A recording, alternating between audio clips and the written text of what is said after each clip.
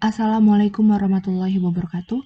Perkenalkan, nama saya Vinka Marisa Genede Sufi, NPM 1957051003 dari kelas A. Di video kali ini, saya akan menjelaskan materi selama tengah semester ini, yaitu mata kuliah keamanan sistem informasi. Nah, tujuan saya di sini itu untuk memenuhi tugas UTS praktikum KSI itu sendiri. Nah, lanjut ke materi hacker. Ada beberapa jenis hacker. Yang pertama itu ada white hat hacker. Itu dia memegang teguh standar etika. Terus akses ke sistem informasi itu dilakukan bukan untuk tujuan yang merugikan, tetapi untuk menguji ketahanan sistem tersebut. Jadi white hat hacker itu masih baik gitu kan. Selanjutnya yang kedua itu ada black hat hacker. Itu menerobos keamanan komputer untuk melakukan kerusakan. Yang ketiga itu ada gray hat hacker. Dia menganut standar etika ganda. Jadi sesekali dia baik, sesekali dia jahat gitu. Maksudnya tuh sesekali dia tuh menjunjung tinggi etika hacker. Tapi di waktu lain dia bisa juga melanggar batas-batas hukumnya. Nah, dan yang keempat itu ada script kiri hacker. Dia tuh tidak mahir dalam sistem komputer ya. Namun dia itu bisa menerobos sebuah sistem komputer itu dengan menggunakan perangkat lunak atau aplikasi buatan orang lain. Nah, dan yang terakhir itu ada hacktivist hacker. Nah, dia tuh menyebar pesan-pesan tertentu seperti tentang politik, agama, dan lain sebagainya. Lanjut. Nah, apa sih keamanan sistem informasi itu sendiri? Nah, di sini ada menurut Simons atau Gustavus J. Simons. Nah, keamanan sistem informasi adalah bagaimana kita dapat mencegah penipuan atau mendeteksi adanya penipuan di suatu sistem yang berbasis informasi, di mana informasinya sendiri tidak memiliki arti fisik. Tujuan dari KSI itu sendiri itu yang pertama itu ada kerahasiaan, yang kedua itu integritas, dan yang ketiga itu ketersediaan. Lanjut, materi footprinting.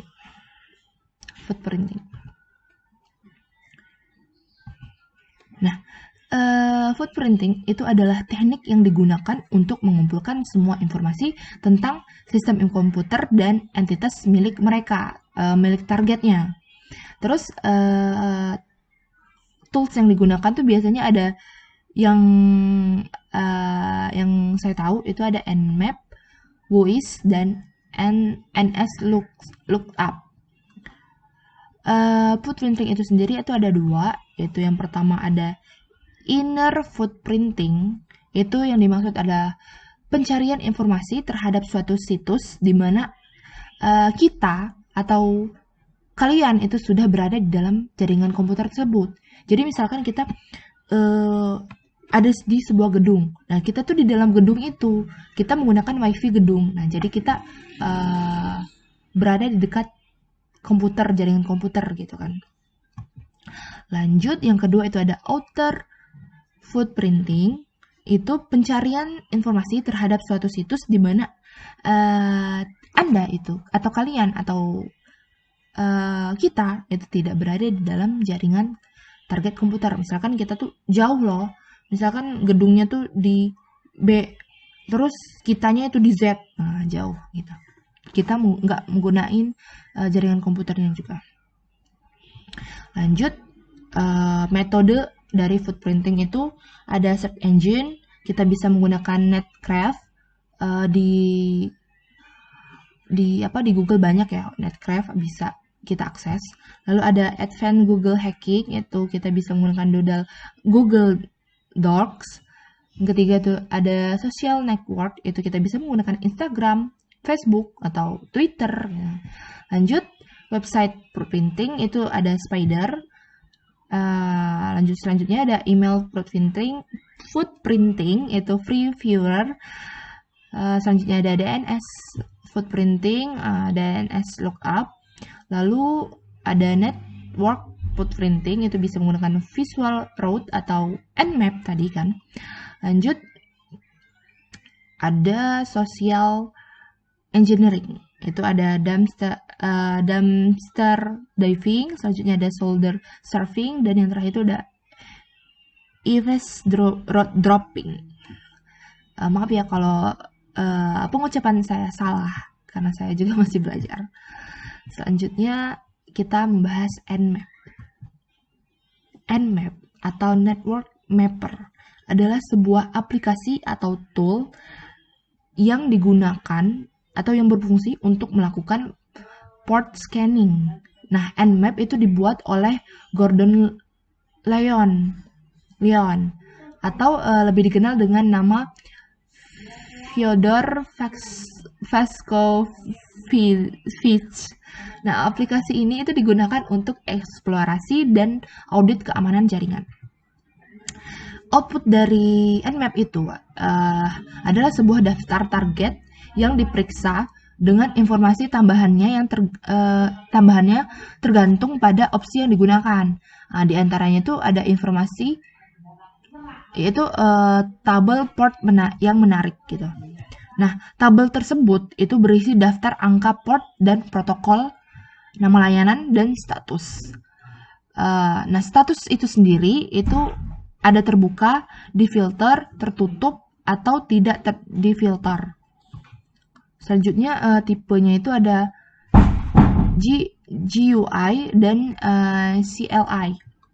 Itu bisa dilihat dari gambarnya, itu seperti itu. Kalau CLI itu bisa di command form ya. Lalu kalau di GUI itu ada Zenmap. Selanjutnya kita bahas SQLI. Wah, gimana sih? SQLI atau SQL injeksi SQL. Nah, itu pengertiannya adalah sebuah teknik yang menyalahgunakan sebuah celah keamanan yang terjadi dalam lapisan basis data dari sebuah aplikasi. Nah, celah ini itu terjadi ketika inputan dari pengguna tidak difilter secara benar dari karakter-karakter pelolos bentukan string yang diimbuhkan dalam pernyataan SQL itu.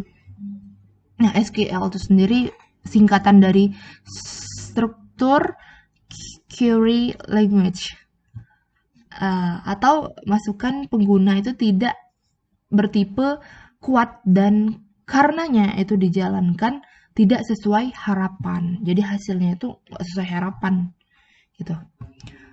Nah, tools yang dipakai itu ada SQLi yang manual dan ada SQL Map. Nah, parameternya itu untuk SQLi yang manual itu ada tanda petik 1. Itu untuk hack, dan tanda strip 2 kali itu comment out. Tanda titik koma itu end statement, dan tanda persen, koma dan bintang itu wild cards. Nah, untuk parameter SQL Map itu ada ini ya, ada strip URL atau strip U itu untuk cek URL. Selanjutnya ada strip DBS itu untuk cek database, strip tables itu untuk cek table, dan strip columns itu untuk cek kolom. Lalu ada strip dump itu untuk dump data, ada strip D gede yaitu select database, dan strip T gede itu ada select tables, dan terakhir itu ada strip C besar itu ada select column. Lanjut kita masuk ke PDF Crack. PDF Crack adalah alat GNU Linux untuk memulihkan kata sandi dan konten dari file PDF. Nah, baris perintah digerakkan tanpa ketergantungan eksternal. Aplikasi ini merupakan aplikasi open source, GPL. Manfaat atau kegunaan dari PDF Crack itu, yang pertama ada mendukung penanganan keamanan standar pada semua versi PDF yang dikenal. Yang kedua itu mendukung pemecahan kata sandi dan pengguna. Yang ketiga itu baik daftar kata dan kata sandi brute forcing.